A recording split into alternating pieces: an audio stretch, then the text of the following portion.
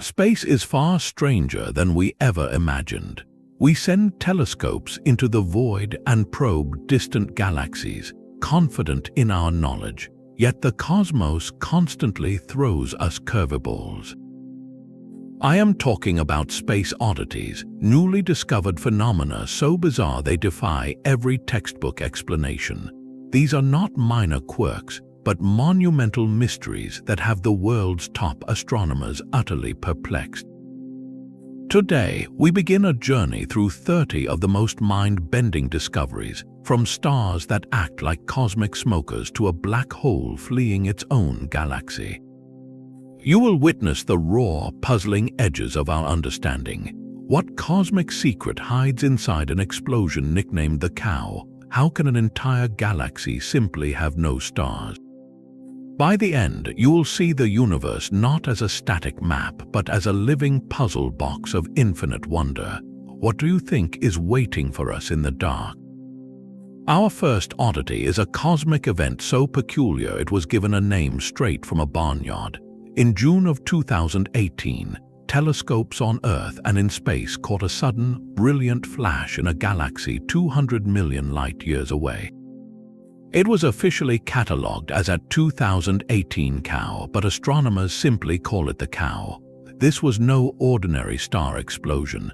Most supernova brighten over weeks and fade over months, but the Cow did everything in fast forward.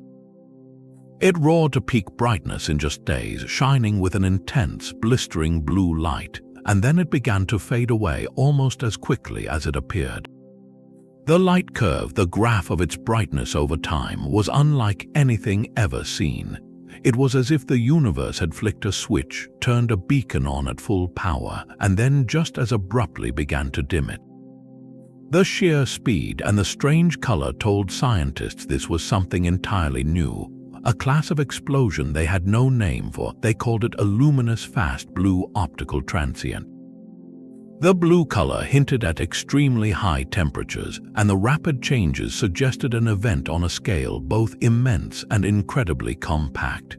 So what could possibly cause such a violent and brief spectacle?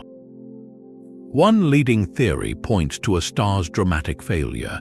Imagine a massive star many times heavier than our Sun, reaching the end of its life. Its core collapses, but instead of triggering the full, catastrophic supernova blast that shreds the star, something goes wrong. The explosion fizzles. In this scenario, the outer layers of the star fall inward, but the shockwave never makes it out. The result is the birth of a black hole or a super-dense neutron star, and the Cow's flash could be the light from a last gasp of material swirling into that newborn object. Another, even more dramatic idea involves a hidden monster. Perhaps a wandering star came too close to an intermediate mass black hole, one heavier than those left by stars but smaller than the giants in galactic centers. The black hole's immense gravity would have stretched and shredded the star in a tidal disruption event, but with a twist. The debris from the star, swirling into a disk around the black hole at incredible speeds, could have generated that sudden, brilliant blue flash. The Cow remains a mystery, a single data point that forced astronomers to draw a new box on their charts labeled unknown. It taught us that even in death, stars have more than one story to tell, and some of those stories are violently, brilliantly short. If the Cow was a brief, violent shout, our next oddity is a relentless, rhythmic scream from the dark. Meet ASCAP J1935 plus 2148, a source of cosmic radio waves so bizarre astronomers have nicknamed it the Tasmanian Devil. Discovered by Australia's ASCAP radio telescope array, this object does something no known star or stellar corpse should be able to do. Every 22 minutes, like a perfect cosmic metronome, it erupts. For about 5 minutes, it blasts out a brilliant pulse of radio energy, a beam so powerful it makes our sun look like a candle. Then it goes quiet for 17 minutes, only to fire again with clockwork precision. And here is the truly staggering part. This has been happening for at least 33 years. Hidden in decades-old radio data, astronomers found its faint, steady pulse, a heartbeat in the void that has been ticking all this time without us knowing. This slow, steady rhythm is what breaks all the rules. We know of objects that pulse with radio waves, neutron stars called pulsars, but they spin incredibly fast, completing rotations in mere seconds or even milliseconds, their beams sweeping past us like a lighthouse on hyperdrive. The Tasmanian Devil is different. Its 22-minute cycle is glacial by comparison. It suggests an object spinning so slowly it should be dead, a cold, inert cinder no longer capable of generating such monstrous energy. Think of a spinning top. It eventually wobbles and falls as it loses energy. A neutron star spinning this slowly should have lost all its power eons ago. Yet this one is shouting. So what is powering this decades-long tantrum? The prime suspect is a type of neutron star with an unimaginably strong magnetic field called a magnetar. Magnetars are known for violent, random outbursts of X-rays and gamma rays, but they are not known for such slow, steady, and predictable radio pulses. This object seems to be a hybrid, a magnetar that has somehow settled into a strangely peaceful yet powerful rhythm. One theory suggests its powerful magnetic field is acting like a brake, slowing its spin over millennia while simultaneously funneling stored magnetic energy into these precise radio blasts. Another, more exotic idea is that we are seeing not just a spinning star, but a complex dance between the star and a surrounding disk of fallen material, with interactions triggering the regular outburst. The Tasmanian Devil defies simple classification. It exists in a forbidden zone of our charts, a place where objects should be quiet, but are instead broadcasting their presence with impossible strength. It forces us to ask how many other slow-beating hearts are out there in the galactic dark, silently ticking away, waiting for us to learn how to listen. That slow cosmic heartbeat is a puzzle of endurance, but some events in the cosmos are pure, unbridled violence on a scale we can scarcely comprehend. In the vast archives of automated telescope surveys, astronomers recently found something that should not exist. It was spotted in data from 2022, an event so ferociously bright and long-lasting it earned the nickname Scary Barbie, a playful moniker belying its terrifying nature. Its official catalog name is ZTF22BR, a string of letters and numbers that hides a monster. For over 800 days, this single point of light blazed with the power of nearly 100 billion suns. It did not just outshine its host galaxy, it completely drowned it out, shining with the combined light of an entire galactic metropolis from a single, cataclysmic source. Most stellar explosions, even brilliant supernova, fade within months. Scary Barbie burned for years. What cosmic engine could possibly sustain such an outrageously long and luminous fire? The leading explanation is a tidal disruption event, but one of almost mythical proportions. Picture a star, perhaps dozens of times more massive than our own sun, wandering too close to a supermassive black hole. The black hole's gravity, unimaginably stronger on the side of the star nearest to it, stretches the star into a long, thin stream of superheated gas. Astronomers call this spaghettification. This ribbon of stellar material then swirls into a glowing, frenzied disk around the black hole, heating to millions of degrees and shining across the electromagnetic spectrum before finally crossing the point of no return. This is the standard story, but Scary Barbie is not standard. The sheer duration and luminosity suggest this was no ordinary star being eaten by an ordinary giant black hole. The victim was likely an immense supergiant star, and the predator an exceptionally hungry, supermassive black hole in a dormant state. The feast was so colossal that the resulting accretion disk of debris took years to fully consume, powering that relentless beacon. It was a perfect and perfectly terrifying storm of scale. This single event challenges our models of how black holes interact with their environments, showing us that when the universe decides to put on a light show, it holds nothing back. Scary Barbie was a feast of epic violence, but not all cosmic oddities announce themselves with a scream. Some whisper, hiding in plain sight for decades, only revealing their secrets through patient, silent observation. Near the chaotic heart of our own Milky Way, a different kind of monster has been found, one that smolders. Astronomers using the Vista telescope in Chile have identified a population of ancient red giant stars they call the Old Smokers. These are not young, vibrant stars, but seniors, bloated and cool in their final stages of life. For years, they would sit quietly, their dim red glow steady in the infrared sky. Then, without warning, they would begin to smoke. Over periods of months or years, they would eject vast, billowing clouds of dust, shrouding themselves so completely that their visible light would dim by a staggering 99%. From our perspective, they would almost vanish, only to slowly clear and brighten again years later, as if taking a long, deep breath before the next smoky exhalation. Finding them was a triumph of patience and new technology. The Vista telescope, designed to peer through the galactic dust that obscures our view of the center, conducted a decade-long survey, watching the same patch of sky over and over. It was by comparing these infrared time lapses that astronomers spotted the telltale dimming, the slow fade and reappearance of these previously unnoticed giants. Their significance is profound. These old stars are cosmic factories for heavy elements, forging materials like carbon, oxygen, and iron in their cores. The sporadic puffs of smoke they eject are not just simple gas. They are clouds laden with these newly forged elements, dust grains rich with the building blocks of planets and life. For a long time, astronomers wondered how these heavy elements created deep inside stars get scattered across interstellar space to seed new generations of stars and worlds. The Old Smokers provide a compelling answer.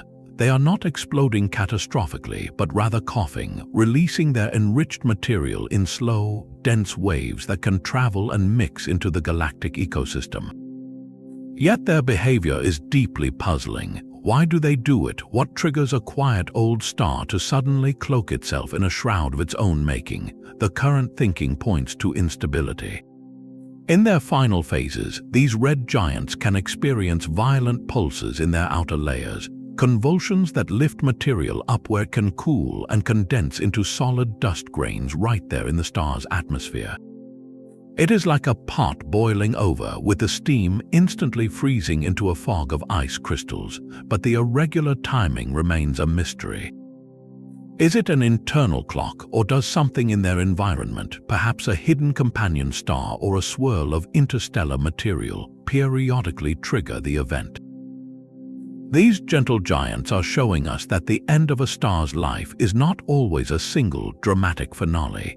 It can be a long, slow, and smoky series of curtain calls, each one quietly seeding the galaxy with the essence of future worlds. The gentle, smoky exhales of ancient stars paint one picture of cosmic endings, but the galaxy holds far more violent forms of departure.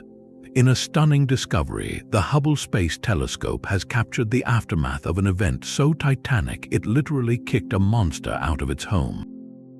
Streaking across the void is a supermassive black hole, an object with the mass of 20 million suns, and it is not sitting quietly at the center of a galaxy. It is running. This colossal entity is hurtling through intergalactic space at such speed it could travel the distance from Earth to the Moon in just 14 minutes.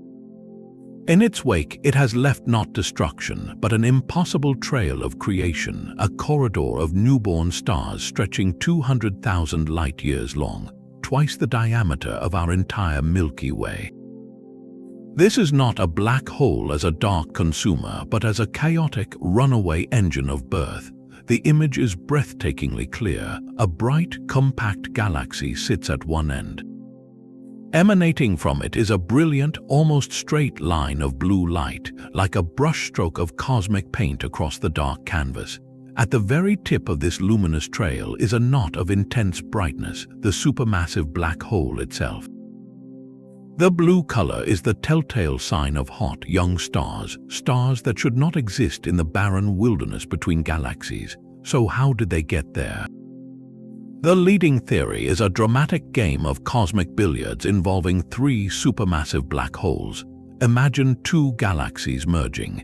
Their central black holes would eventually spiral toward each other, finally colliding in a cataclysm that shakes the fabric of spacetime itself, sending out powerful ripples called gravitational waves. If this merger is lopsided, the waves can blast out more powerfully in one direction. According to Einstein's laws, this imbalance delivers a tremendous recoil or a kick to the newly merged black hole, shooting it out of the galactic core like a cannonball. But the story does not end with the ejection. As the black hole was violently expelled, it did not travel alone. It plowed through the dense gas surrounding its former home. This gas, shocked and compressed by the black hole's immense gravity and its supersonic passage, collapsed into knots and ignited, sparking a continuous chain reaction of star formation directly behind it. The black hole is essentially gardening, tilling the interstellar soil and planting seeds of stars as it flees. It is a paradox made visible, the universe's most efficient destroyer, forging a river of new suns. This discovery forces us to rethink the very nature of galactic cores and the wanderers that might exist in the dark. How many other runaway giants are sailing silently through the void, trailing no visible light, utterly invisible to our telescopes? The cosmos is not a static museum, but a dynamic arena where even the heaviest anchors can be torn loose, leaving streams of new light in their turbulent wake. A runaway black hole forging stars is a testament to chaos, but sometimes the cosmos defies logic with sheer, impossible elegance. In the heart of the iconic Orion Nebula, a stellar nursery just 1,300 light-years away, the James Webb Space Telescope has found something that should not be. Drifting through the vast clouds of gas and dust are not just solitary, free-floating planets, but pairs of them. Astronomers call them Jupiter mass binary objects, or JUMBOs for short. Each one is a world roughly the size of Jupiter, but they are not orbiting a star. They are orbiting each other, drifting together through the cold interstellar space like lonely cosmic dancers. This discovery shatters a fundamental rule. According to everything we know about how planets form, this pairing is impossible. Planets are born in the swirling disks of gas and dust that surround young stars. They coalesce from that material, growing over millions of years until they become the worlds we know. A planet ejected from its system, flung into the dark by gravitational chaos, is a rare but understandable rogue. But two such worlds, ejected together and remaining gravitationally bound in a tight, binary embrace, the odds are astronomically low, akin to throwing two marbles into a storm and having them land side by side, forever linked. The James Webb's infrared eye revealed them in stunning detail. Dozens of these faint, paired points of heat glowing against the nebula's brilliant backdrop. So what are they? One radical theory suggests they did not form as planets at all, but as stars. In the densest, coldest clumps of a nebula, gas can collapse under its own gravity. If the clump is large enough, it ignites nuclear fusion and becomes a star. But if it is just below that critical mass, it becomes a brown dwarf, a failed star too small to shine. Perhaps these JUMBOs are the smallest possible version of this, forming in pairs just like binary stars, but so tiny they never even reached brown dwarf status. They would be cosmic runts born together from a miniature version of star formation. The other, more turbulent theory holds to the planetary origin. Imagine a young, violent solar system with multiple giant planets. Their gravitational shoving matches could fling two of them out into the void. For them to stay together, the ejection would have to be perfectly choreographed, a slingshot maneuver so precise it preserved their bond as they were hurled into the darkness. It is a celestial ballet of incredible violence resulting in profound isolation. The existence of Jew embryos forces a humbling admission: our models of cosmic formation are incomplete. Whether they are failed stars or perfectly ejected planets, they represent a new class of object living in the shadows, a silent challenge written in the infrared light of Orion. These paired worlds drifting in Orion are intimate mysteries, but our galaxy itself hides structures of staggering, almost incomprehensible scale. In the silent radio whispers of the Milky Way, astronomers have found something colossal. Stretching far above and below the flat plane of our galactic disk are enormous, faint bubbles of radio light. They are not made of gas you could touch, but of energetic particles spiraling in magnetic fields, and they are immense. Discovered by South Africa's Mercator Radio Telescope Array, these structures span an incredible 4,300 light-years from top to bottom. To grasp that, imagine a bubble so large it would take a beam of light, the fastest thing in the universe, over 4 millennia just to travel from its base to its peak.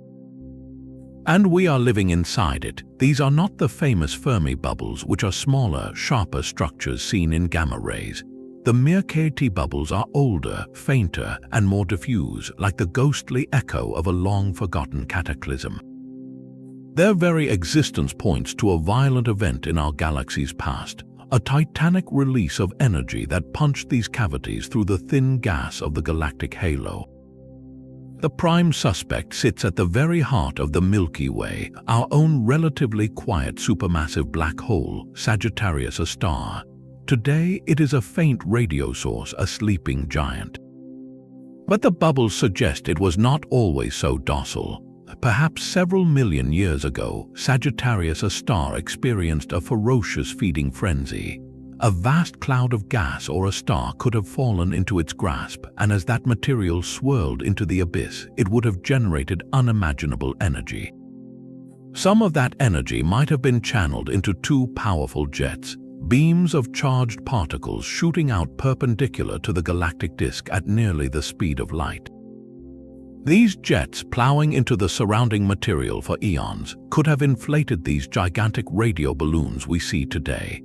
Another possibility is a period of intense star formation near the galactic center, a storm of supernova explosions so numerous and powerful that their combined shockwaves blew a giant cavity outwards. Either scenario paints a picture of a dramatically different Milky Way in its recent cosmic past, one where the center of our galaxy was a raging inferno of activity. The Mercator bubbles are a fossil, an imprint of that ancient violence now frozen in radio light. They remind us that our galactic home is not a static sculpture, but a dynamic entity with a history written in colossal, invisible brushstrokes across the sky. While our galaxy echoes with ancient violence, some corners of the cosmos remain in a state of perfect, undisturbed quiet. In a void of space some 270 million light-years away, the Green Bank telescope has found a galaxy that is not a galaxy. Catalogued as J0613+52, it is an enormous spinning disk of pristine hydrogen gas, holding enough raw material to birth billions of stars.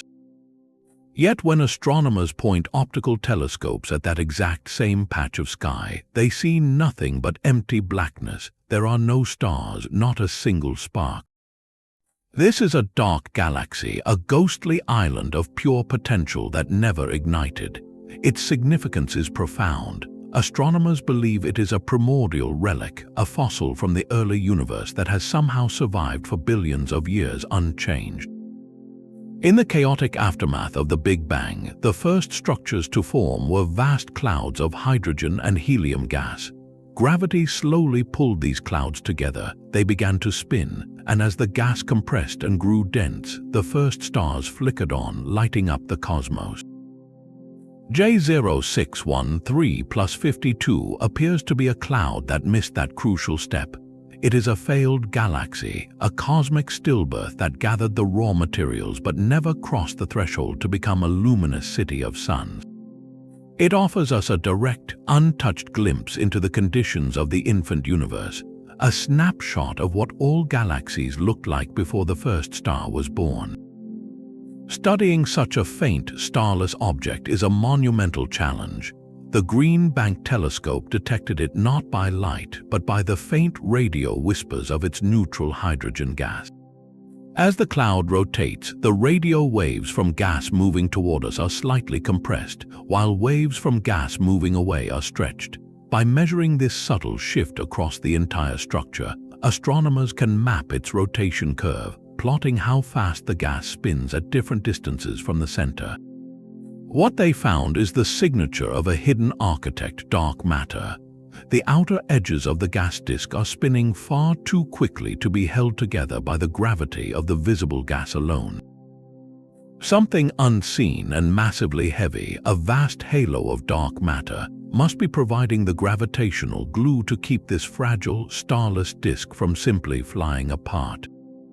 Visuals would show a beautiful, ethereal map of radio data, a smooth, diffuse oval of color representing the hydrogen gas, superimposed perfectly over a deep optical image that shows only the empty black of intergalactic space, a stark testament to its missing light. This dark galaxy forces a humbling question. How did it survive? In our violent universe, dense gas clouds are constantly being stirred, shocked, and compressed by collisions or radiation from neighboring galaxies, triggers that usually spark star formation. J0613 plus 52 exists in a remarkable isolation, a peaceful backwater so quiet and undisturbed that its gas has simply drifted, cool and dormant for eons. Its existence suggests there may be a hidden population of these dark, primordial clouds drifting through the voids, the silent, unseen scaffolding of the cosmic web. They are the universe's unfinished symphonies, holding all the notes but never playing a single chord. While dark galaxies drift in pristine silence, other worlds are screaming their own destruction into the void. Orbiting a star 640 light-years away is a planet named WASP-69b, a world caught in a desperate, losing battle with its own sun. This is a hot Jupiter, a gas giant so close to its star it completes an entire orbit in less than 4 Earth days. At that proximity, the stellar radiation is relentless, a searing wind of energy that is quite literally blowing the planet's atmosphere away. But this is no gentle erosion, it is a full-scale atmospheric exodus. The planet's outer layers of hydrogen and helium are being superheated and ripped free, streaming into space to form a colossal, comet-like tail that stretches an astonishing 350,000 miles behind the fleeing world. That tail is longer than the distance from Earth to the Moon. For years, astronomers had hints of this dramatic escape from ground-based telescopes, but it was the James Webb Space Telescope that brought the phenomenon into stunning focus. Webb did not take a direct picture, instead it used its powerful spectrograph to dissect the starlight filtering through the planet's extended atmosphere and tail as the world passed in front of its star. The data revealed the chemical fingerprints of escaping gases, confirming not just that the tail exists, but mapping its composition and structure in unprecedented detail. This makes WASP-69b a living laboratory for studying planetary evolution in its most extreme form. We are witnessing the end stages of a process that may be fate for many worlds orbiting too close to their stars. The planet is estimated to be losing the mass of Earth every billion years, a staggering rate that will ultimately leave behind only a scorched, barren core, a ghost of the gas giant it once was. This dramatic tale tells a story of transformation. It shows us that planets are not permanent fixtures, but dynamic entities that can be sculpted, stripped, and utterly remade by their environment. As we search for worlds around other stars, the lesson of WASP-69b is crucial. A planet that looks inviting from a distance might, in reality, be a comet world, slowly disintegrating under the glare of an unforgiving sun. The comet-like tail of WASP-69b is a portrait of slow disintegration, but sometimes the cosmos reveals its complexity in the smallest of packages. In the main asteroid belt between Mars and Jupiter, a NASA spacecraft called Lucy made a quick test of its instruments, pointing them at a tiny, unassuming asteroid named Dinkynish. The team expected a simple, rocky potato shape, a practice run for the mission's main targets, the distant Trojan asteroids. What Lucy saw instead was a cosmic Russian doll. As the probe sped past in November 2023, its cameras revealed that Dinkynish, affectionately nicknamed Dinky, was not one but two objects. The larger primary body, only about half a mile across, was itself a contact binary, two lobes gently fused together like a celestial snowman, and orbiting it was a tiny moon, a satellite just a tenth of a mile in size, later named Selam. The images were stunning, a clear, close-up view of two distinct worlds locked in a gentle dance. This discovery was a profound surprise. Finding a binary asteroid is not unheard of, but finding such a complex, triple system in the main belt and around such a small primary asteroid forces a rethink. Dinky and Selam are not just floating rocks, they are a fossilized record of a violent and intricate past. Their existence tells a story of collisions and mergers in the early solar system that were far more delicate than we imagined. The prevailing theory suggests a chaotic origin. Long ago, the primary Dinkynish body may have been spinning incredibly fast, perhaps from the gentle push of sunlight over millions of years, a process called the Yarkovsky-O'Keefe-Radzievsky-Padak effect. This rapid spin would have stretched the asteroid's structure, causing it to shed material from its equator. That ejected debris could not escape entirely, instead coalescing into the small moon Selam. As for Dinkynish's own two-lobed shape, that likely came from an even earlier, gentle collision where two separate asteroids bumped together at just the right speed to stick rather than shatter. The Lucy images show a ridge around Dinky's equator, a telltale sign of this mass shedding and moon formation process. This tiny system is a miniature laboratory demonstrating fundamental processes of planetary formation. It shows us that even in the asteroid belt, a region we often picture as a simple rubble pile, there is sophisticated architecture and history. The fact that Lucy found this on its very first look is a thrilling hint that such complex arrangements may be common, hidden in plain sight among the thousands of anonymous dots of light in the belt. It suggests a solar system youth-filled with intricate gravitational dances and soft mergers, events that built not just planets but the myriad small worlds that orbit between them. The intricate dance of asteroids reveals a delicate past, but some worlds are built from pure, overwhelming force. Far beyond our solar system, orbiting a star 560 light-years away, exists a planetary paradox named Kepler-10c. When first discovered by the Kepler Space Telescope, its size suggested a mini Neptune, a world with a thick gaseous envelope over a small rocky core. But follow-up measurements revealed a shocking truth. Kepler-10c has a diameter about 2.3 times that of Earth, but its mass is a staggering 17 times greater. This density means it cannot be a puffy gas world. It is a solid, rocky planet, a mega-Earth of almost unimaginable scale. Picture a world with enough rocky material to make 17 of our own planet, all crushed into a globe not even 2.5 times wider. The surface gravity would be immense, perhaps 3 times stronger than Earth's. If you could stand on its surface, which you could not, you would feel as if you were carrying the weight of 2 other people on your shoulders with every step. This discovery sent a tremor through planetary science because, according to our best models, it should not exist. The core idea of planet formation is that once a rocky protoplanet grows to about 10 Earth masses, its gravity becomes so strong that it begins to rapidly suck in all the surrounding hydrogen and helium gas from the nascent solar system, ballooning into a gas giant like Jupiter or Saturn. Kepler-10c seems to have broken this rule. It grew to 17 Earth masses yet somehow avoided that runaway gas accretion, remaining a dense, rocky behemoth.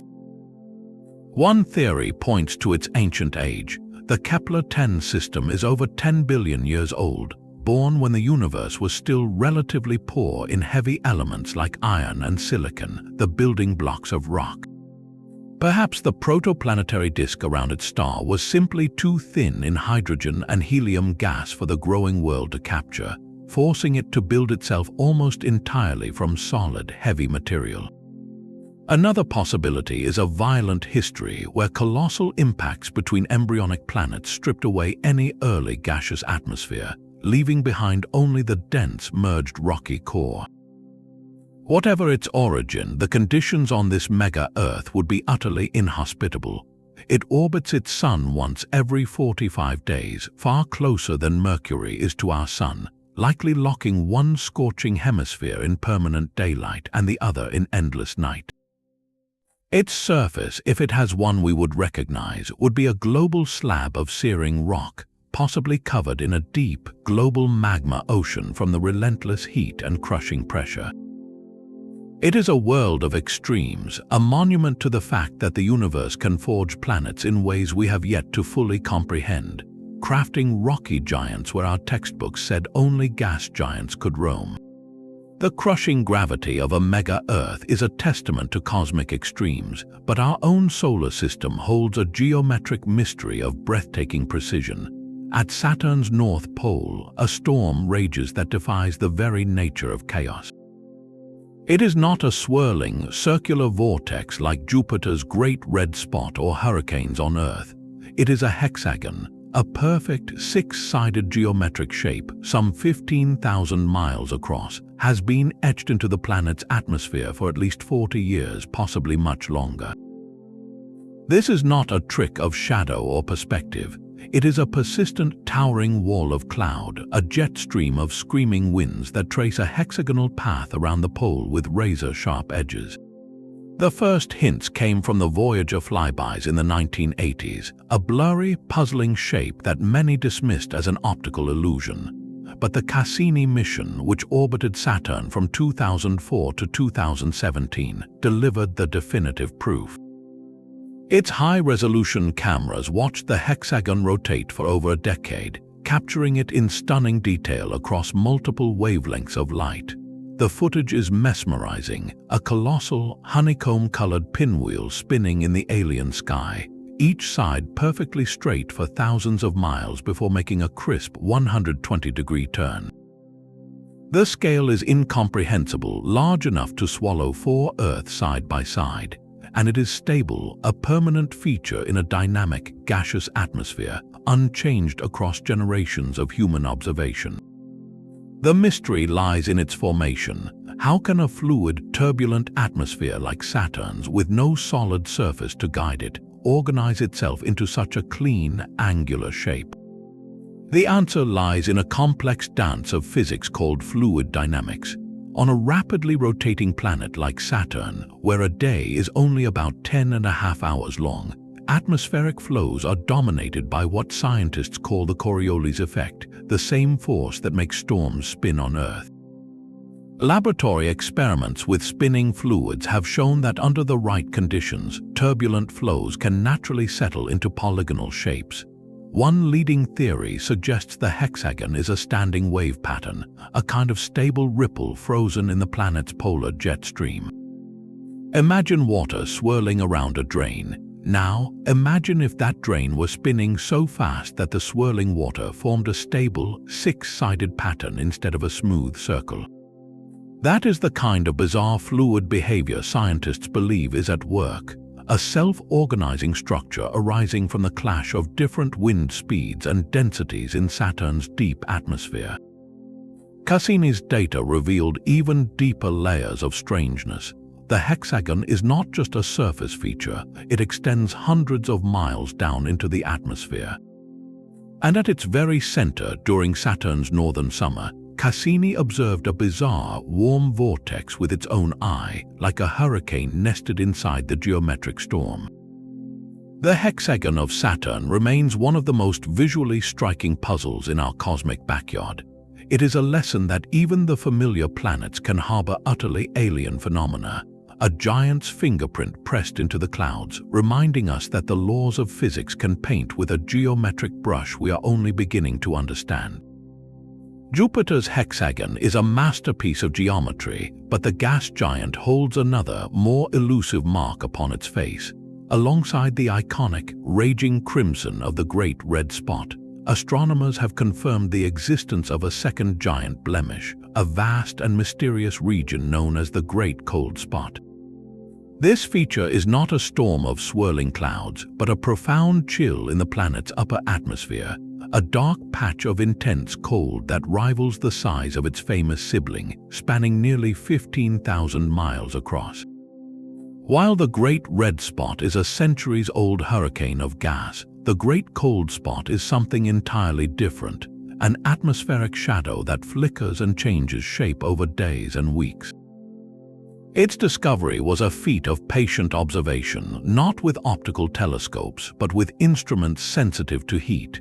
By meticulously analyzing infrared data from ground-based observatories over many years, scientists mapped the temperature of Jupiter's dynamic upper atmosphere.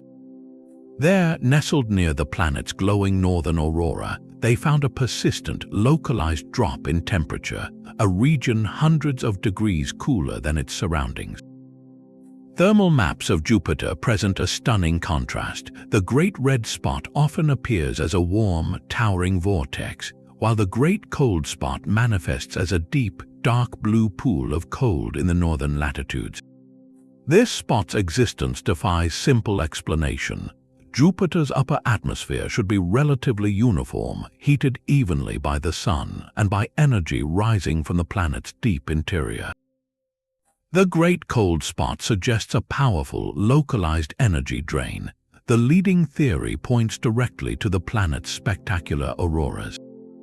Jupiter's magnetic field is the most powerful in the solar system, and when charged particles from the Sun or from its volcanic moon Io are funneled along magnetic field lines toward the poles, they smash into atmospheric molecules, creating brilliant, permanent light shows. This auroral energy doesn't just create light, it also generates powerful electrical currents that flow through the planet's upper atmosphere. Scientists believe these currents may be directly responsible for the Great Cold Spot, acting as a kind of cosmic refrigerator. The energy required to power the auroras might be siphoned from the surrounding atmospheric heat, creating a sustained, swirling region of cooling in the aftermath of this celestial light show. Another possibility involves planetary-scale waves, vast ripples in the atmosphere that can transport energy and create pockets of unusual temperature. Unlike a solid storm, the Great Cold Spot is a transient imprint of deeper processes, a thermal ghost shaped by the invisible hand of Jupiter's furious magnetic field. Its persistence shows that the giant planet's weather is not just about clouds and wind, but is deeply intertwined with the invisible forces of magnetism and charged particles, painting a far more complex portrait of atmospheric science on a cosmic scale. The invisible forces that shape Jupiter's weather are complex, yet they obey known laws of physics. But what happens when an object enters our solar system that seems to obey no law we recognize? In October of 2017, astronomers in Hawaii spotted a faint point of light moving at blistering speed. It was not orbiting the sun, it was passing through. Named Oumuamua, Hawaiian for scout or messenger from the distant past, it was the first confirmed visitor from another star system. Its discovery was historic, but its behavior was inexplicable. After Oumuamua whipped around the sun and began its journey back into interstellar space, telescopes tracked its path with extreme precision. They found something deeply wrong with its trajectory. The object was accelerating, speeding up in a way that gravity from the sun and planets alone could not explain. This non-gravitational acceleration was subtle but definitive, a tiny push that altered its course just enough to betray a hidden force at work. The scientific community erupted. What could be pushing it? The immediate suspicion was outgassing, the same process that gives comets their beautiful tails. As a comet's icy nucleus nears the sun, It heats up, releasing jets of gas and dust that act like tiny rocket engines, nudging the comet along. Yet Oumuamua showed no visible coma, no tail, no cloud of dust or gas whatsoever in all our observations. It appeared as a barren, dark rock. How could it be outgassing without any visible sign? This paradox birthed a spectrum of theories, from the mundane to the extraordinary. One camp proposed it was a cosmic iceberg made of molecular hydrogen or solid nitrogen, a chunk of exotic frozen material that could sublimate directly from solid to gas, producing an invisible jet that provided the thrust. Another, more sensational idea came from Harvard astronomer Avi Loeb, who suggested the acceleration could be explained by radiation pressure from sunlight itself. For that to work, Oumuamua would need to be extremely thin and lightweight, like a sheet of material only a fraction of a millimeter thick but perhaps hundreds of feet across, a shape and density consistent with an artificial light sail, a piece of alien technology drifting through the galaxy. The public imagination, of course, latched onto this thrilling possibility. Visuals would show artist concepts of the object's most shocking feature, its shape. Radar observations suggested it was highly elongated, perhaps 10 times longer than it was wide, tumbling chaotically through space like a cosmic cigar or a flattened pancake. No known asteroid or comet in our solar system looks like that. Diagrams would illustrate its hyperbolic trajectory, a steep arc coming from the direction of the constellation Lyra, swinging past the Sun, and then shooting away, forever gone, with that mysterious extra kick altering its path. Today, the scientific consensus leans toward a natural, if exotic, explanation. The leading theory is that Oumuamua was indeed a comet, but a very old, weathered one. After eons of exposure to cosmic radiation, its surface could have developed a thick, crusty layer of organic material like a charred shell. When the sun heated it, subsurface ice could have turned to gas, but the jets found weak points and burst through the crust in a few localized spots, releasing the gas without producing a widespread, dusty cloud we could see. This would explain the acceleration and the lack of a visible coma. Alternatively, it could be a fragment of a Pluto-like world, a chunk of nitrogen ice that shed invisible nitrogen gas as it warmed. The truth is, we may never know for certain. Oumuamua is now far beyond the reach of our telescopes, a silent enigma receding into the dark. Its brief visit left a permanent mark, not by what it revealed, but by what it concealed. It taught us that the galaxy is likely filled with such strange travelers, and that the next time one passes by, we must be ready to look closer, to question our assumptions, and to embrace the profound mystery of the unknown. While Oumuamua was a visitor of profound mystery, other discoveries remind us the cosmos has a sense of humor. Orbiting a dim, cool star about 186 light-years away is a world that seems to obey a mathematical joke. It is an Earth-sized exoplanet named K2315b, but everyone calls it the Pi planet. This rocky world completes a full orbit around its star every 3.14 days, a number that matches the mathematical constant pi to 2 decimal places.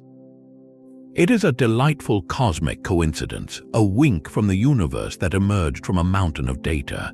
The planet was found not by a supercomputer alone, but by the sharp eyes of citizen scientists sifting through observations from NASA's Kepler Space Telescope's K2 mission.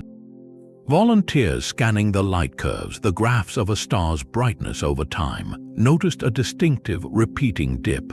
Every 3.14 days, the star's light would dim by a tiny, precise fraction, signaling that something was passing in front of it. Follow-up observations with ground-based telescopes confirmed it, a planet roughly the size of our own, locked in this whimsically timed dance. The visuals here are a beautiful blend of science and serendipity, a light curve graph showing those perfectly spaced dips, and an orbital diagram illustrating the tight, circular path of the Pi planet around its small, red host star. But do not let the charming mathematics fool you. The surface of this world is likely a hellscape. orbiting so close to its star means it is bombarded with intense radiation. Its year is just over 3 Earth days, so one side is probably permanently scorched in daylight, while the other is locked in eternal night. Temperatures on the day side could soar to around 350 degrees Fahrenheit, hot enough to bake rock and melt lead. It is a world shaped by pi, but utterly hostile to life as we know it. The real wonder is not the planet's conditions, but the clockwork precision that allows for such a neat alignment. Orbital periods are not random, they are dictated by fundamental physics, the balance between a planet's speed and the gravitational pull of its star. The fact that this balance resulted in exactly 3.14 days for an Earth-sized world is a happy accident, a reminder that within the rigid laws of mechanics there is still room for playful patterns. It makes you wonder how many other numerical curiosities are hiding in the data, waiting for a human eye to spot the joke written in the laws of motion. The whimsical timing of the Pi planet is a gentle curiosity, but the galaxy also hurls its children away with unimaginable violence. Racing through the Milky Way at a speed that defies belief is a cosmic bullet known as the Cannonball Pulsar. Officially catalogued as PSRJ 0002+6216, this city-sized cinder of a dead star is screaming through space at over 2.5 million miles per hour. To put that in perspective, it could travel from Earth to the Moon in a mere 6 minutes. This is not a leisurely drift, it is a frantic escape, and it leaves a perfect trail of evidence behind it. In stunning composite images from radio and X-ray telescopes, you can see the pulsar itself as a brilliant point of light at the head of a magnificent comet-like tail. This tail is a wake of high-energy particles, a contrail 13 light-years long that glows in the radio spectrum, and it points like a celestial arrow straight back to the scene of the crime, the expanding shell of a supernova remnant called CTB1. The connection is undeniable. This pulsar was born in that explosion, and the blast was so lopsided it acted like a cosmic cannon, firing the newborn stellar corpse out into the galaxy. The physics of this kick is staggering. When a massive star dies, its core collapses in a fraction of a second.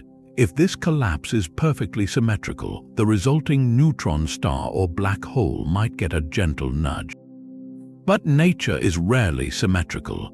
If more neutrinos or explosive force erupts from one side of the collapsing core than the other, the recoil can be catastrophic.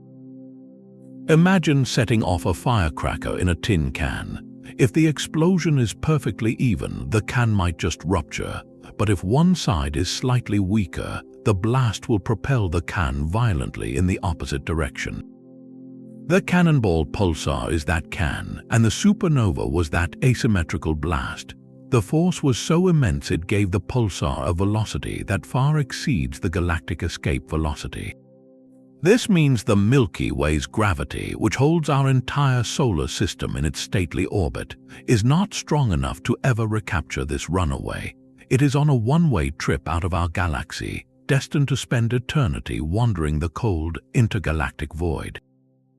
Its incredible speed and its perfect pointing tail make it a unique laboratory. By studying the tail's length and shape, astronomers can precisely trace its flight path back through time, confirming its origin in the CTB1 remnant and even calculating how long ago it was shot out of that stellar wreckage. The Cannonball Pulsar is a fossil of a single, violent moment, a moment so powerful it gave an object heavier than our Sun a ticket to leave the galaxy forever. It shows us that even in death, stars can become projectiles, and the universe has cannons large enough to shoot them clear out of their island homes. That pulsar was fired from a cannon of stellar death, but some explosions leave behind a more enigmatic signature. Deep in the southern sky, within the constellation of Cercinus, lies a ghostly ring of gas known as G31.3-3.9. It is a supernova remnant, the expanding debris from a star that died long ago, but this one is different. For decades, it puzzled astronomers because it did not fit neatly into either of the two known categories of stellar explosions. Then, a team analyzing data from multiple telescopes realized they might be looking at astronomy's holy grail, a predicted but never confirmed missing link in stellar death, an electron capture supernova. This discovery is not just about classifying one old explosion. It is about validating a 40-year-old theory and filling a crucial gap in our understanding of how mid-sized stars meet their end. We have two main types of supernova. One is the thermonuclear explosion of a white dwarf star, often in a binary system. The other is the core collapse of a massive star, many times heavier than our Sun, which leaves behind a neutron star or black hole. But theory suggested there should be a third path for stars in a specific, narrow mass range between about 8 and 10 solar masses. These stars are not heavy enough to undergo a full iron core collapse, but they are too heavy to end as quiet white dwarfs. Their fate, according to models from the 1980s, is something stranger. As such a star nears the end of its life, its core fills with elements like oxygen, neon, and magnesium. The pressure in the core becomes so immense that electrons, the negatively charged particles orbiting atomic nuclei, are literally forced to merge with protons, turning them into neutrons and releasing a flood of neutrinos. This process, called electron capture, suddenly removes the pressure support that was holding the core up. In a catastrophic instant, the core crumples. The outer layers of the star collapse inward, then rebound in a powerful but somewhat weaker explosion. This is the electron capture supernova.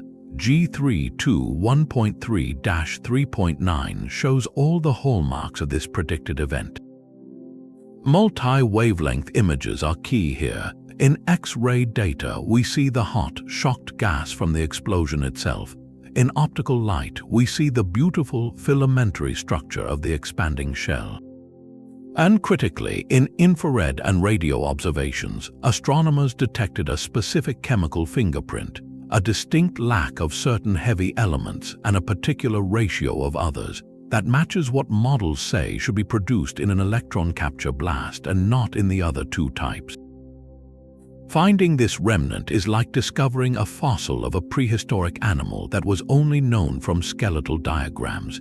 It confirms a major branch on the tree of stellar evolution. It tells us that stars in this specific mass range do not simply fizzle out or go out with the biggest bang. They have their own unique, dramatic exit. This changes how we interpret the chemical enrichment of our galaxy, as these explosions scatter a distinct mix of elements into space. It also solves long-standing mysteries about some of the stranger neutron stars we have found, suggesting they may be the compact corpses left behind by these very explosions. The ghost in Cercinus is no longer just a remnant. It is a textbook chapter written in light, confirming that the universe always has one more secret, one more delicate balance between forces, waiting to be read in the ashes of the dead.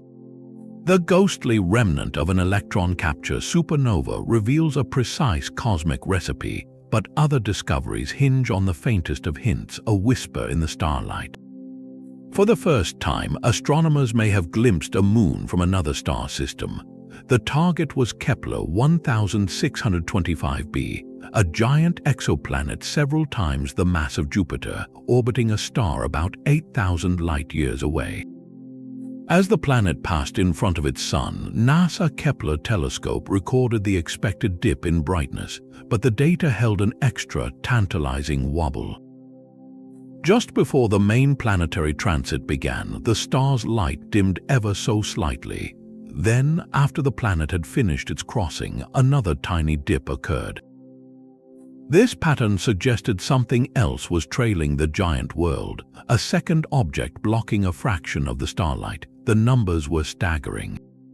Based on the depth and duration of these extra shadows, the candidate moon would be colossal, roughly the size of the planet Neptune. Imagine a satellite so large it would dwarf every moon in our solar system, a companion world in its own right, locked in a gravitational embrace with a gas giant. The visual evidence was a light curve graph that told a story, the familiar U-shaped dip of the planet, but bookended by those two smaller, distinct dips like footprints following a giant. The potential discovery ignited the astronomy community. Finding an exomoon is a monumental challenge. Moons are small, their gravitational influence on their host planet is subtle, and their transits are shallow and easy to miss in the noise of stellar activity. A Neptune-sized moon around a Jupiter-sized planet is perhaps the only configuration we could hope to detect with current technology, a cosmic oddity that might be our first stepping stone. The Hubble Space Telescope was called in for follow-up observations, hoping to confirm the signal. Its data showed intriguing hints that supported the moon hypothesis, including a slight earlier transit of the planet itself, which could be caused by the gravitational tug of a massive satellite pulling the planet off-center. Yet, the evidence remained frustratingly ambiguous. Other astronomers analyzing the same data suggested the anomalies could be caused by star spots or instrumental noise or even a second planet in the system. The debate continues, a testament to how difficult it is to probe the fine details of planetary systems so far away. Whether Kepler 1625b I is a real exomoon or a phantom in the data, its story underscores a profound quest. Moons are crucial pieces of the astrobiological puzzle. In our own system, moons like Europa and Enceladus, warmed by the gravitational tides of their giant planets, are prime targets in the search for life. Finding exomoons expands the habitable real estate of the galaxy exponentially. This first candidate, even unconfirmed, charts a course. It tells us what to look for and how hard we must stare into the flickering light of distant stars to find not just new worlds but their silent, orbiting companions. That quest for distant companions shifts our focus to a stellar duet of breathtaking violence, a dance so close and dramatic it makes the stars themselves pulse with light.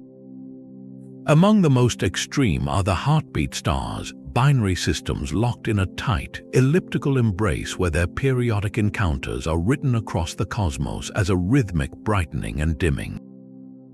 One of the most dramatic examples is Macho 80.744 3.1718, a system where two massive, brilliant stars orbit each other in a frenzied 6-day cycle. Their orbit is not a circle but a stretched oval, so their distance changes wildly. For most of their orbit, they are far apart, shining steadily, but as they swing toward their closest approach, their mutual gravitational pull becomes monstrous. Each star stretches toward the other, not into a perfect sphere, but into a teardrop shape, a process called tidal distortion. This stretching and compressing heats their atmospheres, causing them to shine brighter. Then, as they whip past each other and begin to separate, they relax back into spheres, dimming again. The resulting light curve, the graph of their combined brightness over time, does not show simple, blocky dips like a planet transit. Instead, it looks like an electrocardiogram, a series of sharp, rhythmic peaks and valleys, a literal heartbeat etched in starlight. The forces at play here are almost unimaginable. Visualize an animated model, two brilliant orbs in the dark. As they approach, their surfaces bulge outward, reaching across the gap between them like two celestial bodies yearning to touch, connected by a bridge of superheated plasma. The tidal forces are so severe they trigger seismic waves that ripple through the stars' interiors like ringing a bell, which further modulates their light. In systems like Macho, the pulsations are so intense they cause the stars to periodically lose material, creating a shimmering, chaotic envelope of gas that surrounds the entire duet. These heartbeat stars are far more than a cosmic curiosity. They are exquisite natural laboratories. By studying the precise timing and shape of their light pulses, astronomers can measure the stars' masses, sizes, and internal structures with incredible accuracy. They reveal how stars transfer mass and energy to one another, a process that can completely alter a star's lifespan and ultimate fate. some heartbeat systems may eventually spiral inward, leading to a catastrophic merger or a supernova. They teach us that even among the most fundamental objects in the universe, nothing is truly isolated. Gravity writes its music in the space between bodies, and in these extreme binaries, we can hear that music as a rhythmic, luminous drumbeat across the light years. That rhythmic heartbeat of starlight is a song of intense gravitational intimacy, but other structures in the cosmos are defined by a profound and ghostly emptiness. In the sprawling Coma cluster of galaxies, a faint smudge of light puzzled astronomers. Catalogued as Dragonfly 44, this object appeared as little more than a wisp, a diffuse cloud so dim it was nearly invisible against the black. At first glance, it seemed like a failed galaxy, a puffed-up collection of old stars with no real structure. But when scientists measured its motion, they received a shock that reverberated through astrophysics. The few stars visible in Dragonfly 44 were moving at tremendous speeds, orbiting the galaxy's center so fast that they should have been flung out into the void like stones from a sling. The only force capable of holding them in place was gravity, and the gravity required was colossal. The calculations revealed a stunning truth. Dragonfly 44 possesses roughly the same total mass as our entire Milky Way galaxy. Yet the Milky Way blazes with the light of over 100 billion stars. Dragonfly 44 has only about 1/100% of that number. Where is all that missing mass? The answer is dark matter. This ghostly galaxy is composed of 99.99% dark matter, an invisible, mysterious substance that does not emit, absorb, or reflect light, but whose gravity sculpts the cosmos. A deep field image tells the story with heartbreaking clarity. On one side, you see a majestic spiral like the Milky Way, a dense, brilliant pinwheel of billions of stars. On the other, you see Dragonfly 44, a vast, ethereal haze of faint, ancient stars, so spread out that the blackness of space shows clearly between them. It is a galaxy where the map is not the territory. The scant pinpricks of light are merely tracers, tiny lanterns swinging in the immense, unseen gravitational well of something we cannot see. The existence of such an object is a monumental puzzle. How does a galaxy gather a Milky Way's worth of dark matter but almost completely fail to turn its gas into stars? One theory suggests it is a cosmic fossil, a remnant of one of the first galaxies to form in the universe when conditions were so smooth and quiet that stars formed very inefficiently.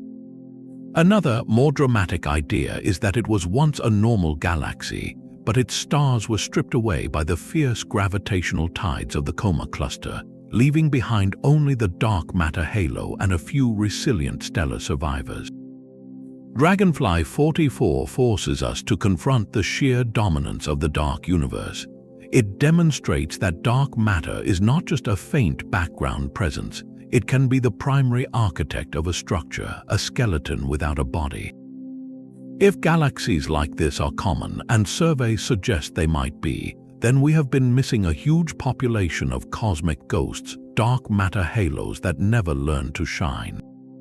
They are the silent majority of the cosmic web, holding the keys to formation but forever hiding in plain sight.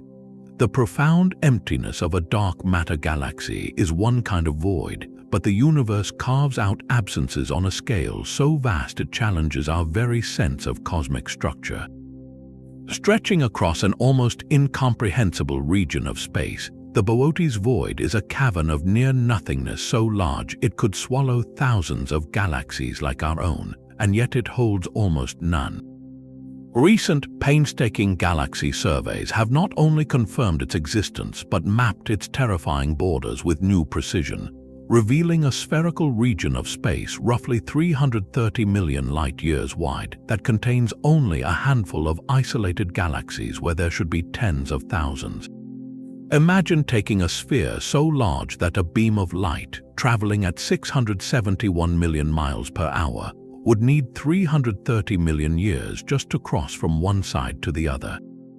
Now imagine that sphere being almost completely empty, That is the Boötes void. Three-dimensional maps from projects like the Sloan Digital Sky Survey are essential to grasp this.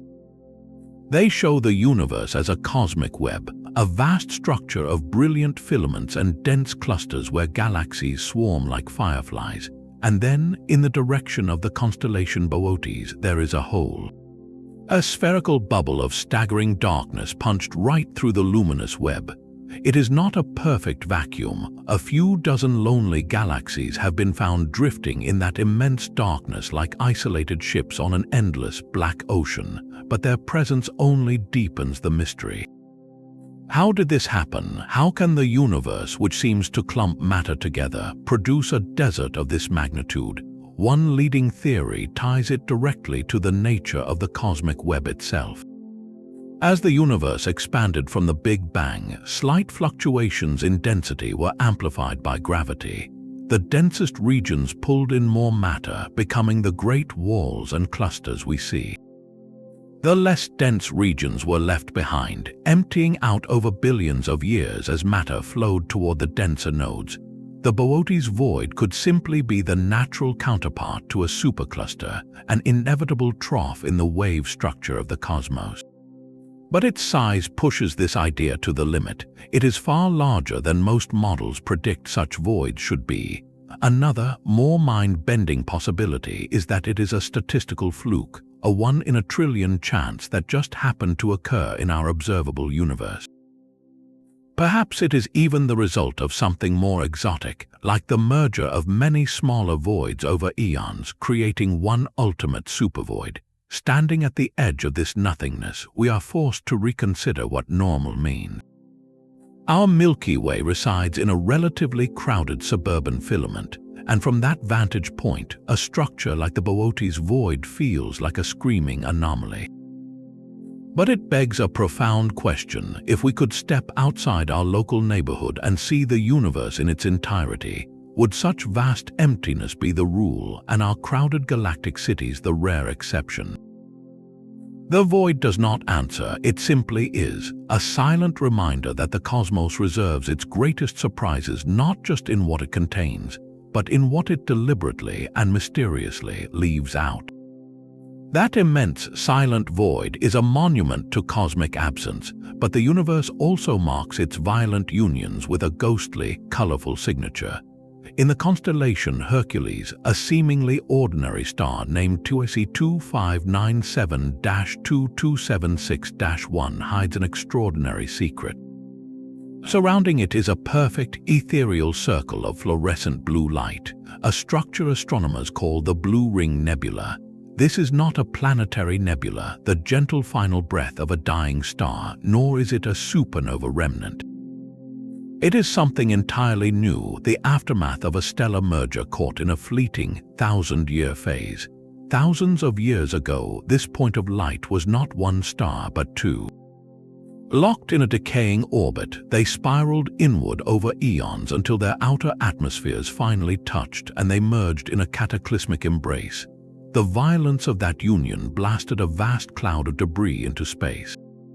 Today, that debris forms two cone-shaped clouds of hydrogen gas, one shooting toward us and one shooting away.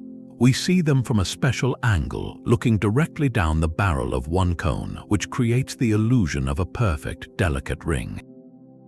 But why does it glow such a vivid, ultraviolet blue? The answer lies in the shockwave from the merger itself. That blast is still racing outward at tremendous speed, and it is now slamming into the slower-moving shell of hydrogen gas that was ejected earlier. This collision is like a supersonic jet hitting a wall of fog, superheating the gas and causing it to fluoresce, much like the gas inside a neon sign. The specific wavelength of that fluorescence happens to be in the ultraviolet, which our telescopes translate into this haunting shade of cyan blue. Composite images tell the story beautifully, combining ultraviolet data that reveals the sharp blue ring with visible light images that show the central star and the faint, extended halo of cooler, redder debris.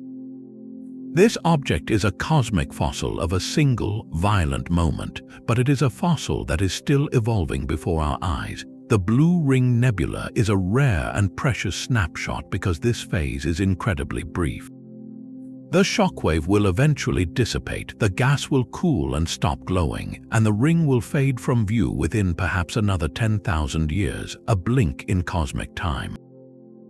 Its discovery was a triumph of multi-wavelength astronomy, piecing together data from now retired space telescopes like Galactic and WISE, which saw the bizarre ultraviolet signature that ground-based optical telescopes missed entirely. This singular object provides a crucial missing link in our understanding of binary star evolution. We have theories about stars merging, and we see plenty of close binary systems, but we almost never catch the messy aftermath. The Blue Ring Nebula shows us the direct result, a system still reeling from the collision, offering a blueprint for how such events enrich space with new material and potentially create strange, rejuvenated stars. It is a temporary tattoo on the sky, a brilliant marker of a celestial marriage that forever changed two suns into one. While the Blue Ring Nebula marks a violent merger, our own solar system may hold evidence of a far more ancient gravitational disruption. Beyond the orbit of Neptune, in the frigid darkness of the Kuiper Belt, astronomers have found a pattern that whispers of a hidden giant. Dozens of small, icy bodies follow orbits that are not just random. Their elongated paths are mysteriously clustered, their closest approaches to the Sun all huddled in one region of space, and their orbital planes tilted in sync. This precise alignment is astronomically improbable to happen by chance, as if an unseen shepherd is herding these cosmic rocks. The mathematical evidence points to a single, compelling explanation: a massive planet, perhaps 5 to 10 times the mass of Earth, orbiting far beyond Pluto. This is the Planet 9 hypothesis, a ghost world inferred not from a direct glimpse, but from the subtle dance of distant objects it commands. Imagine the solar system's outer frontier not as an empty void, but as a vast, dark field where thousands of small worlds drift. Most have random orbits, but a specific group called extreme trans-Neptunian objects tell a different story. Their orbits are like long, skinny ellipses, taking them thousands of times farther from the Sun than Earth. Yet when scientists plotted these paths, they found something startling. The points where these objects make their closest approach to the Sun, their perihelia, are not scattered. They cluster together. Furthermore, the orbits themselves are tilted in a similar direction, as if they are all responding to the same persistent gravitational nudge. A diagram of this is essential, showing the familiar circular orbits of the 8 major planets, and then, far outside, a set of elongated, tilted ellipses all pointing in the same general direction, a clear sign of an external influence. The probability of this happening randomly is estimated to be about 0.0007%, a statistical scream in the data. The most elegant solution is a planet. A super-Earth or mini-Neptune with a gravitational reach so vast it orchestrates the orbits of these smaller bodies over billions of years, shepherding them into this strange alignment. So what would this hidden world be like? Artist concepts paint a haunting picture. Planet 9 would be a frozen super-Earth, a world 3 to 4 times wider than our own, wrapped in a thick, deep atmosphere of hydrogen and helium. Its surface would be unimaginably cold, perhaps minus 380 degrees Fahrenheit, with no internal heat source to speak of. It would reflect almost no sunlight, making it a black marble against a black velvet backdrop, orbiting so far away that the Sun would appear as nothing more than a particularly bright star in its perpetual night sky. A single year on Planet 9 could take between 10,000 and 20,000 Earth years to complete, a glacial journey along an enormous elliptical path of its own. This immense distance, combined with its darkness, is precisely why it has evaded every telescope. We are searching for a needle in a haystack the size of a continent, and the needle is painted black. The hunt is on, utilizing some of the world's most powerful observatories. Surveys like the Dark Energy Survey, which scans large swaths of the southern sky, and the Subaru Telescope's strategic searches, are meticulously comparing images taken months or years apart, looking for one faint dot that has moved against the backdrop of fixed stars. It is a painstaking pixel-by-pixel process. The Vera C. Rubin Observatory, set to begin operations soon, will bring unprecedented power to this search, scanning the entire visible sky every few nights and potentially catching the slow crawl of this distant world. Yet, the elusive nature of Planet 9 has also sparked alternative theories. Could the gravitational pull be from a primordial black hole, no larger than a grapefruit but containing several Earth masses? Or perhaps the pattern is a statistical mirage, a fluke that will dissolve as we discover more of these distant objects. But for now, the mathematical signature remains strong, a tantalizing clue written in the paths of icy wanderers. The possibility of a major planet lurking in our own cosmic backyard, still undiscovered, is a humbling reminder that even our home system has not fully given up its secrets. What else might be moving in that profound dark, patiently tracing an orbit so vast we have yet to see its curve? But geometric perfection is not always born from fluid chaos. Sometimes it is carved by a slow, meticulous stellar death. In the constellation Monoceros, a dying star has painted a masterpiece of cosmic symmetry known as the Red Rectangle Nebula. Through the eye of the Hubble Space Telescope, this object is revealed not as a messy cloud but as a stunningly precise structure. From our vantage point, it appears as a near-perfect rectangle of glowing gas, bisected by a dark, ladder-like series of rungs, as if sketched by a celestial architect with a ruler. The vibrant red hue comes from glowing hydrogen gas, excited by the intense ultraviolet light from the central star, while the dark rungs are dense lanes of dust blocking the light behind them. This is not a simple, expanding sphere of gas. It is a complex bipolar nebula where material is ejected in two opposing cones. We are looking directly down the barrel of one of these cones, and its walls create the illusion of a sharp-edged box. The formation of such crisp geometry points to a delicate and dynamic process, almost certainly involving not one, but two stars at its heart. The leading theory suggests a close binary system where a dying red giant star is slowly shedding its outer layers. Its companion, a smaller, hotter star, orbits within this shroud of expelled material. The gravitational dance of these two stars funnels the outflow into two narrow, opposing jets, shaping the gas into the distinct conical lobes. Furthermore, the remarkable ladder structure may be caused by periodic puffs from the dying star. Every few hundred years, the red giant might experience a thermal pulse, ejecting a new shell of gas. As these successive shells expand and interact with the binary system's precise outflow, they could create those regular, dark bands of dust like ripples frozen in time. The red rectangle is a fleeting phenomenon, perhaps only visible for a few thousand more years before the central star heats up further and illuminates the gas into a more common planetary nebula. For now, it stands as one of the most uniquely structured objects in our sky, a testament to how the complex interplay of gravity, stellar winds, and time can write geometry into the fabric of space itself. That rectangle of red light is a geometric farewell, but another star's behavior suggests a far more chaotic and ongoing demolition. KIC 8462852, known as Boyajian star, remains the gold standard for cosmic strangeness.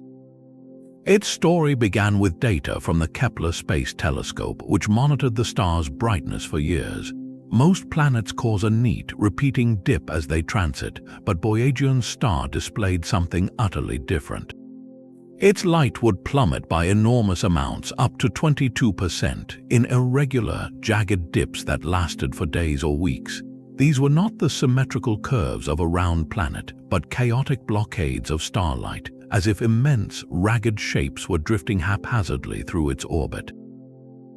The most famous of these events, dubbed Dyson Swarm by some hopeful enthusiasts, saw the star's light drop by a staggering amount for nearly a week.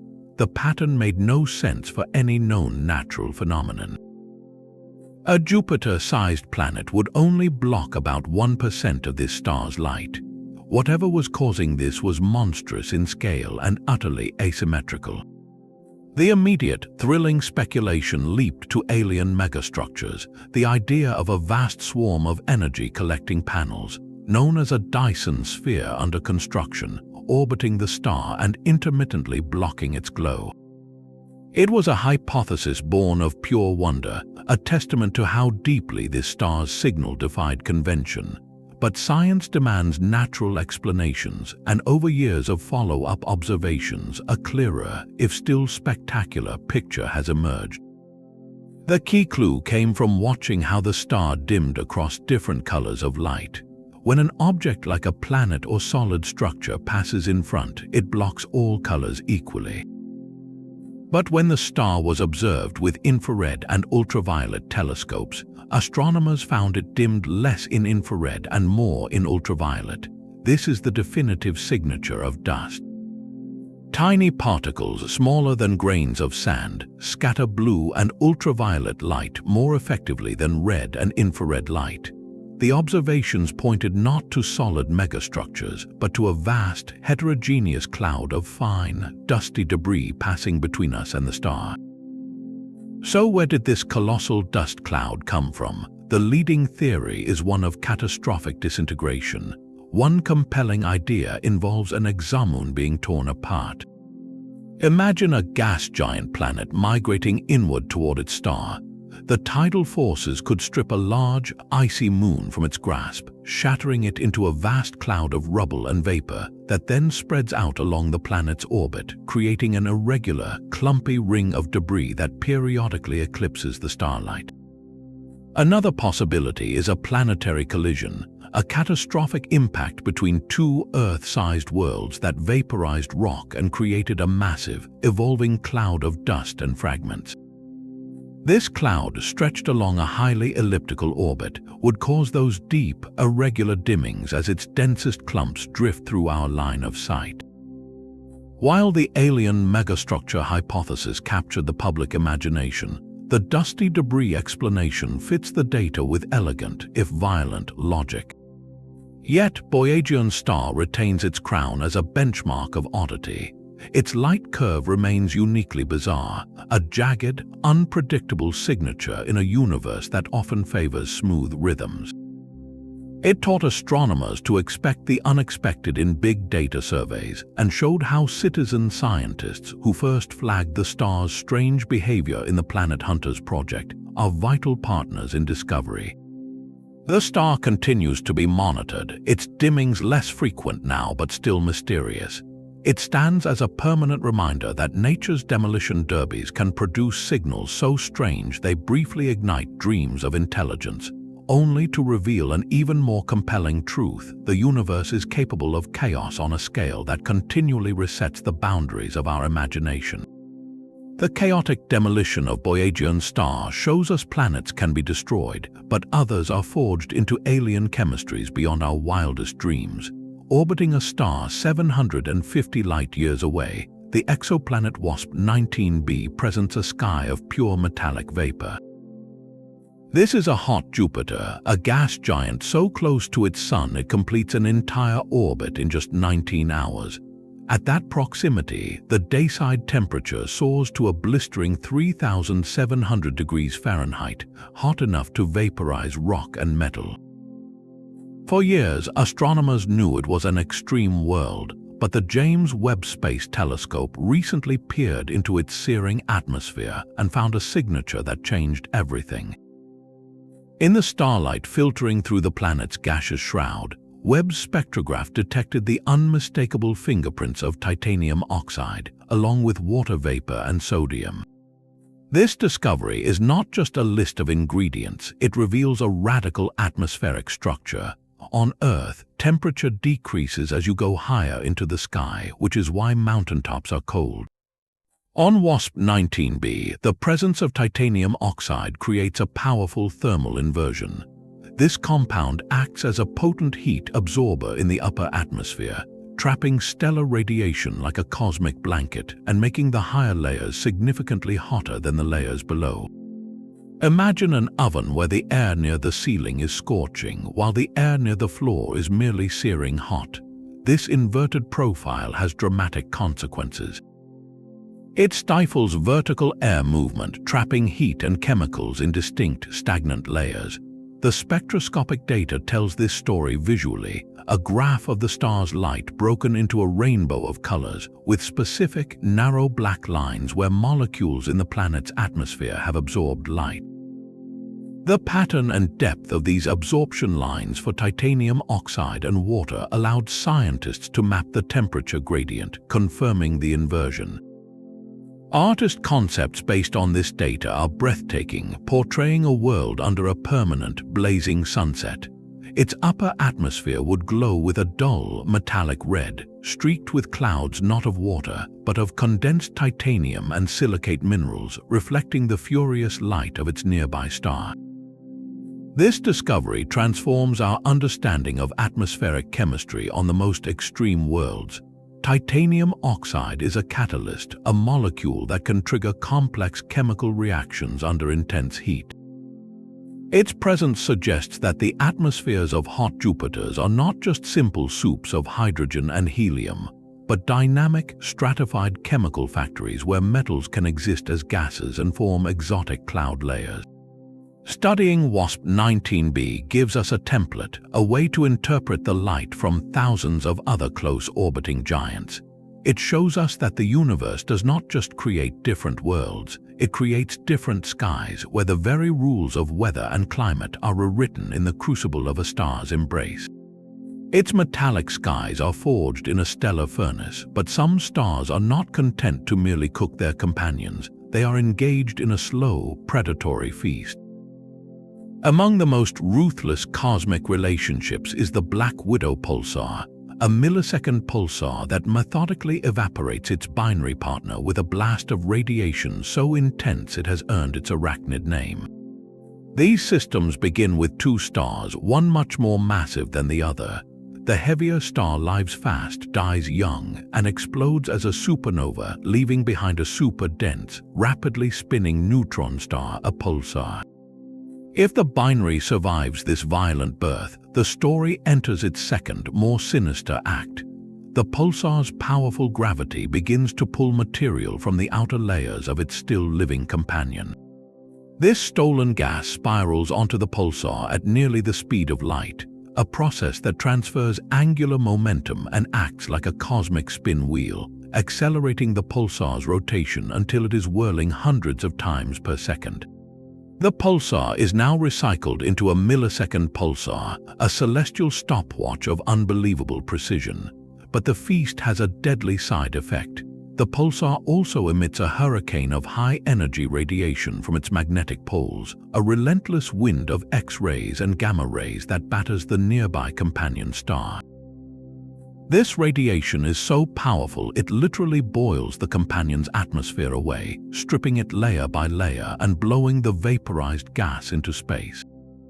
Over millions of years, the companion star is reduced from a nearly normal star to a scorched planetary mass cinder, and eventually it may be completely destroyed.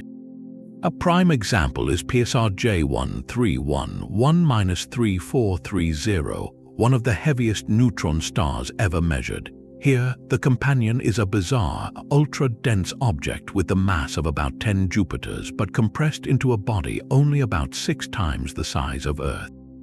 It is so close to the pulsar that it completes an orbit in just 93 minutes, and the side facing its predator is perpetually heated to a temperature of nearly 12,000 degrees Fahrenheit, hotter than the surface of our Sun. X-ray observations paint a vivid picture of this horror show, showing the brilliant pinpoint pulsar and the distinct glowing hotspot on the hemisphere of its doomed partner, a permanent face of agony turned toward the devourer. Yet from this stellar predation comes extraordinary science.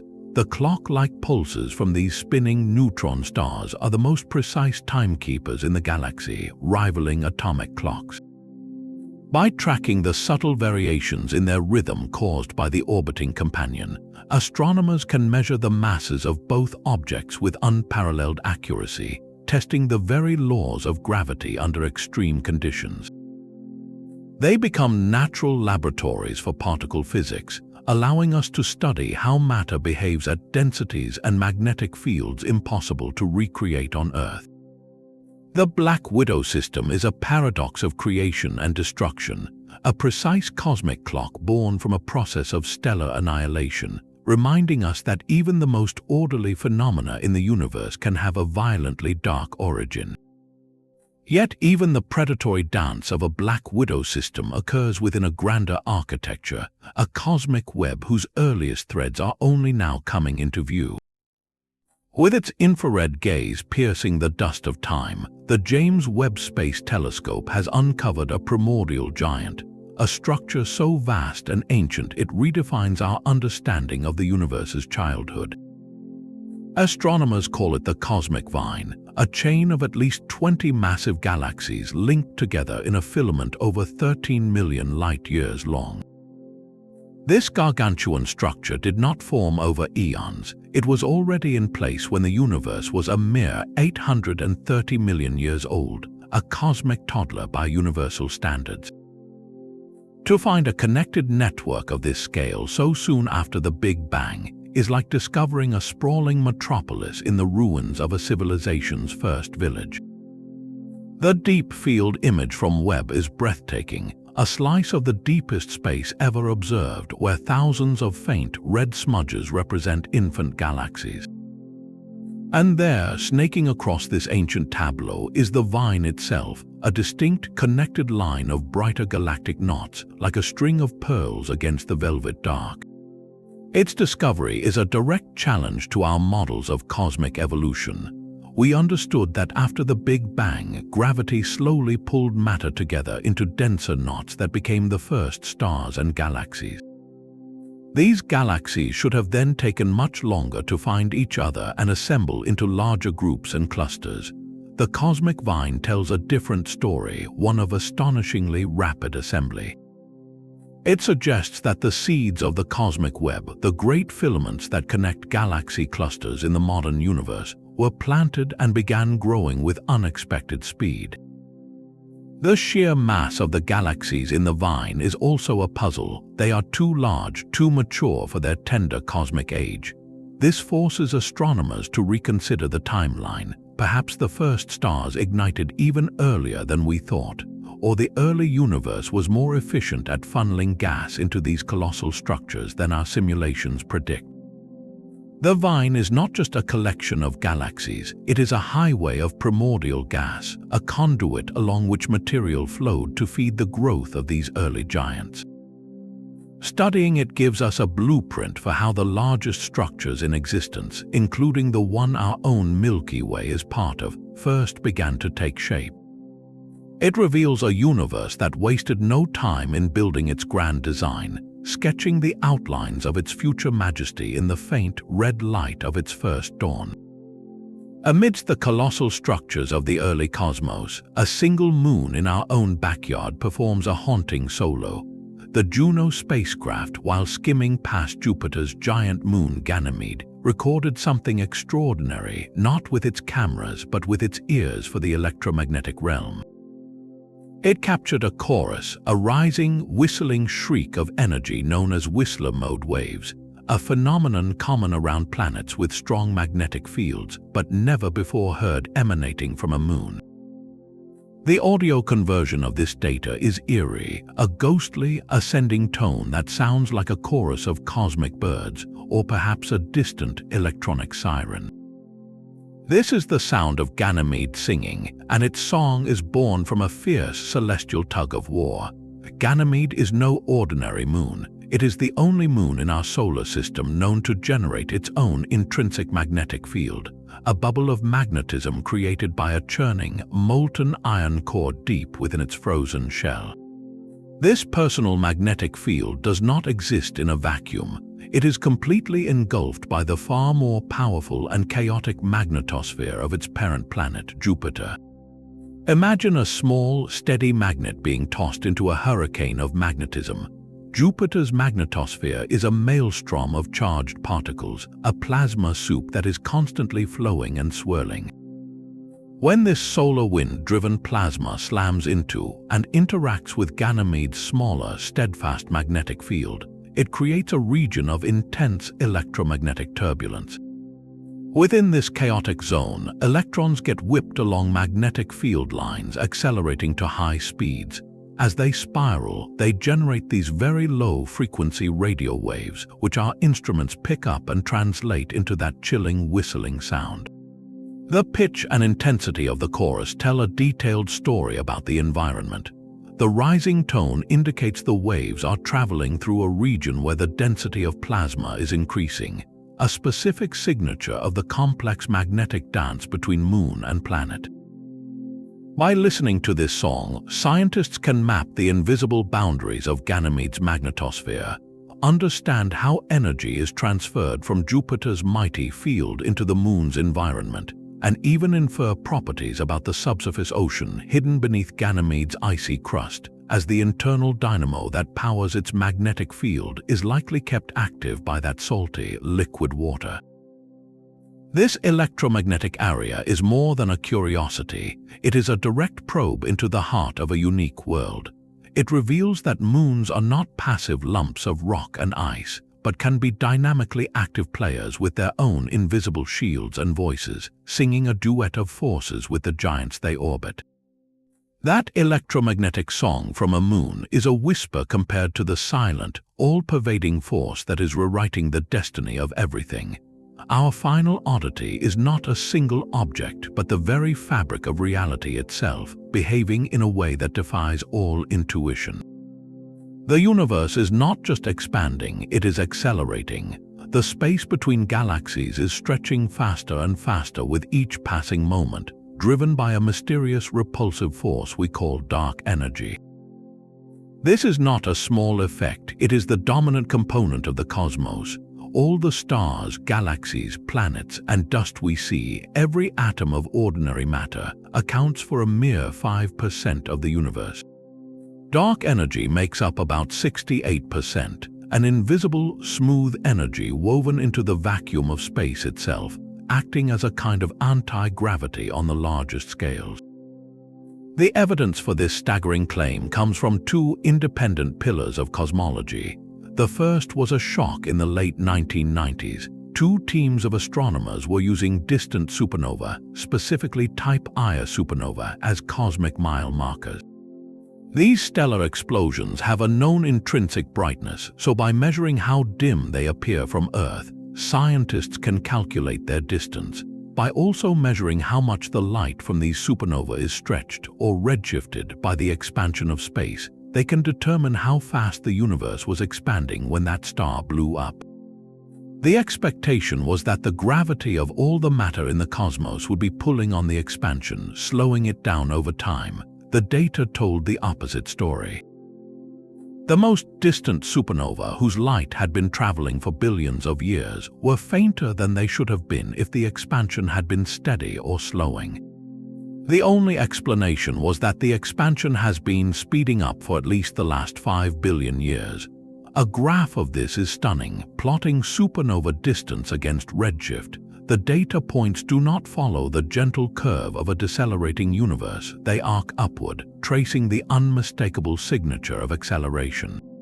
The second pillar comes from the faint afterglow of the Big Bang itself, the cosmic microwave background. This ancient light, imprinted on the sky when the universe was only 380,000 years old, is a perfect snapshot of the infant cosmos.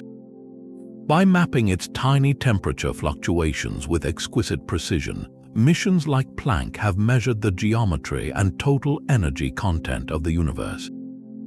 The results are unequivocal. The universe is geometrically flat, which requires a precise balance of matter and energy. The amount of ordinary and dark matter we can account for only adds up to about 32%. The remaining 68% needed to achieve that flat geometry must be this smooth, repulsive component, dark energy. Visualizing this is both beautiful and haunting. Imagine the fabric of space-time not as a static grid, but as a living, stretching canvas. Galaxies are not flying apart from each other through space, but are being carried apart as the very space between them inflates. And that inflation is not constant, it is accelerating, as if some unseen hand is turning up a dial, ensuring that distant galaxies will one day recede so fast their light can never again reach us, leaving future civilizations in a lonely island universe. So what is dark energy? The leading, simplest candidate is the cosmological constant, an energy intrinsic to empty space, a property of the vacuum itself. But its measured strength is trillions upon trillions of times weaker than what quantum field theory predicts, a discrepancy so vast it is considered one of the worst predictions in the history of physics. Alternative theories propose a dynamic field, nicknamed quintessence, that changes over time, or perhaps a modification to Einstein's theory of gravity itself on cosmic scales. We simply do not know. Dark energy is the ultimate space oddity, the greatest unsolved mystery in all of science. It is the invisible architect determining the final fate of everything, whether the cosmos will expand forever into a cold, dark, and empty eternity, or whether this strange force might yet have another surprise in store. It is the frontier, the profound question written across the expanding sky, waiting for a generation of astronomers to decipher its silent, overwhelming code. From roaring stellar cannons to silent, starless giants, these 30 oddities are more than cosmic curiosities. Each one is a crack in the facade of our understanding, a place where the universe whispers a secret we have yet to fully grasp. We have seen worlds with metallic skies, galaxies made of phantom matter, and ancient structures assembled with impossible speed. Every single discovery, from the cow's violent flash to the cosmic vine's primordial threads, forces us to redraw the map. The cosmos is not a solved equation. It is a living, breathing puzzle where the pieces keep changing shape. This relentless reshaping is the true wonder of science. What we think we know today is merely a foundation for the mysteries we will uncover tomorrow. So keep looking up, stay curious, question everything. The next great space oddity is out there, hiding in the data or drifting in the dark, waiting for someone to notice its faint signal. Who knows, maybe the key to unlocking it will be your own curiosity. Let us know in the comments which of these cosmic enigmas captivated you the most, and be sure to subscribe for more journeys to the edges of understanding. The universe is stranger than we can imagine, and the story is far from over.